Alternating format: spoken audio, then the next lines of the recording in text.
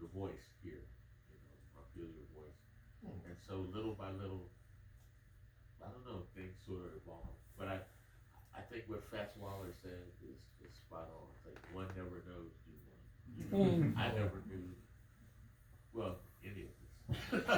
but okay, one, you say one more? Whatever you like. Okay. All right, we'll close at midnight.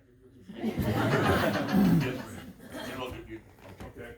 Could you tell us where you came from in DC and why you came to Goddard?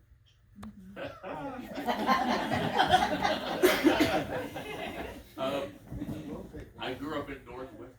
Are you from DC? Well, I lived there. Okay. I was at home. I lived in Brightwood, which I think the real estate people call something else now.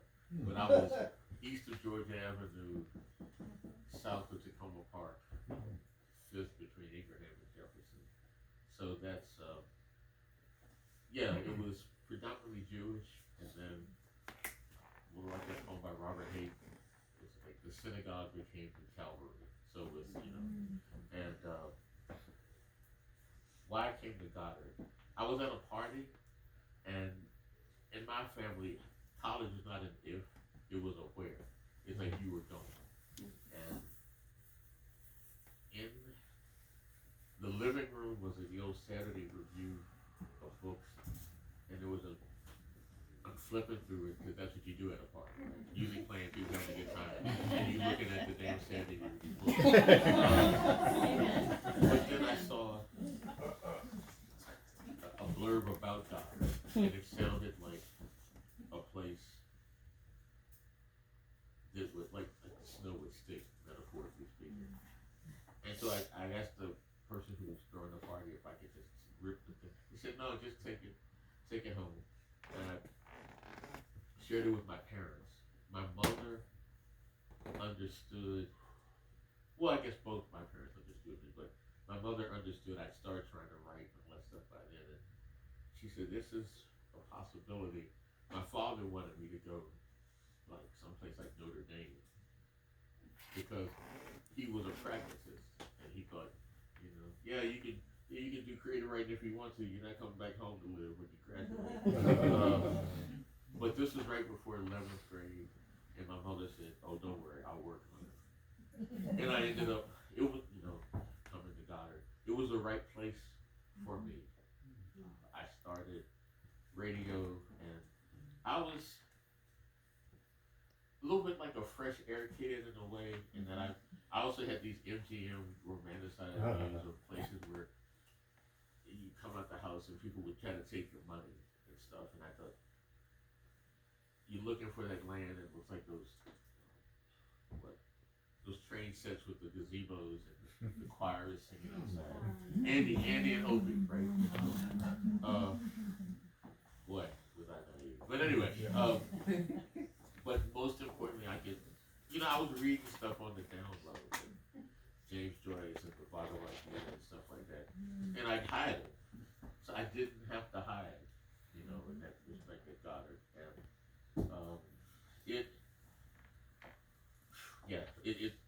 the impact profound, and I people, you tell people you went to Goddard, and they say, "Oh yeah, you majored in basket weaving and all that." Let's teach a chick some serious behind. I was at a conference a few years ago talking to somebody about Yates, and they said, "Where'd you learn all that stuff about Yates?" And I said, "Goddard." They said they're waiting for the punchline. And I said, "No, I'm not joking." So that's how I got there, and I was the first person on my father's side of the family to go to school. So eventually, when he got behind it, it was this quiet but fervent, okay, go and do well. But my mom was like the one calling Sunday and saying, "You have enough blankets?" And my father was like, "How are you doing in classes?" He still didn't quite get how I got in classes. Okay, don't fail that Dylan Thomas. But yeah, bless them both. I wouldn't be here without that. One more. I said, "Yes, sir." Yeah. When exactly did you start writing poetry And how did you get over the embarrassment of thinking it was really, really bad? You know. I still have it. But, I'm sorry, will you finish? Go ahead. you know, and how did you how did you develop as a poet? Wow. Still developing. My 10th grade homeroom teacher was editor of our school newspaper. I never said anything about writing. And one Friday, she came to me and said, "We need a poem for the next issue of the paper." So I said, "Well, who are your favorite poets?" I thought it was like an assignment. Go and get some Dylan Thomas and bring one in. And she says, "No, you write it." And I'm like, what kind of setup is this? So I deliberately tried to write the most mawkish poem I could. It was like they had typing classes back then. There was a sister who sat in front of me. She had one of those flawless, like Roberta Flack on the Chapter 2 album. You know, like Angela Davis, flawless afro. So I wrote this poem called like Ode to the Sister with the Most Perfect Afro. And I thought, well, this is gonna get me off the hook. And it was heavy sugar. So I turned it in, and Miss Middlebury said, "This is great. Your staff poet. I get a poem every month." Nice. Damn, like I messed up. But I began to enjoy it. Now, the embarrassment part. Yeah, I think it's like anything. You playing an instrument, you fall on your butt. You go through periods of overt imitation. You know, people who really strike you. I wanted to be like Frank O'Hara for a long time. There's a poem in the book which was an attempt to do what he called the "I do this, I do that" poems. I think time is like the best teacher, healer, whatever for that.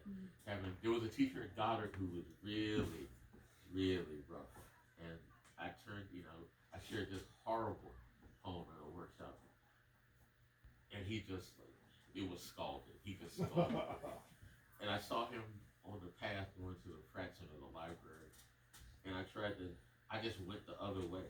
And the next day I saw him in the cafeteria, and he said, "Reuben, if I was writing the crap you were writing now, I would have gone the other way."